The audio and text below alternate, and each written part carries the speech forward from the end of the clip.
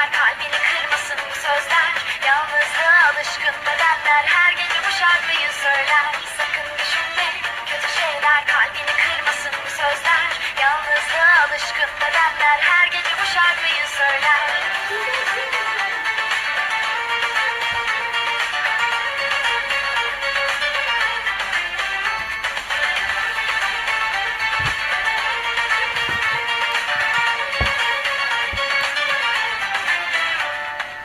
Aşk sahte çıktı, tekrar dolandırıldı, davası düştü, harca kandırıldı, 3-5 yalanla, can elimizden vuruldu, gözyaşlarıyla, öfkeyle yalnız kaldık. Aslında sendin her şeyim, kendimden fazla sevdiğim, nasıl kıyabildin bana, bundan sonra tek başıma. Aslında sendin her şeyim, kendimden fazla sevdiğim, nasıl kıyabildin bana, bundan sonra tek başıma. Sakın düşünme kötü şeyler kalbini kırmasın bu sözler. Yalnızlığa alışkın bedenler her gece bu şarkıyı söyler. Sakın düşünme kötü şeyler kalbini kırmasın bu sözler. Yalnızlığa alışkın bedenler her gece bu şarkıyı söyler.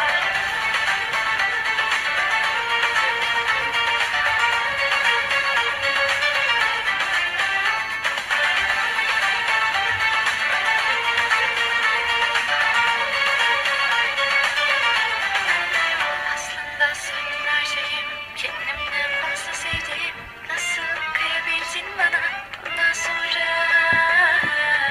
Senin her şeyim, kendimden fazla sevdiğim, nasıl kıyabildin bana. Sakın düşünme kötü şeyler kalbini kırmasın bu sözler. Yalnızlığa alışkın bedenler her gece bu şarkıyı söyler.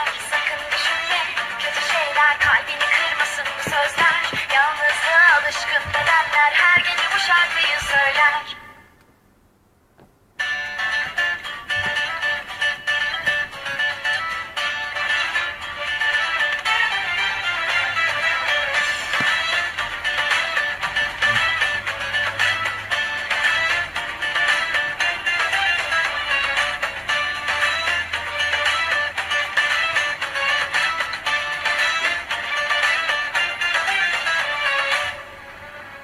Aşk sahte çıktı, tekrar dolandırıldı, davası düştü, harca kandırıldı, 3-5 yalanla, can elimizden vuruldu, gözyaşlarıyla, öfkeyle yalnız kaldık.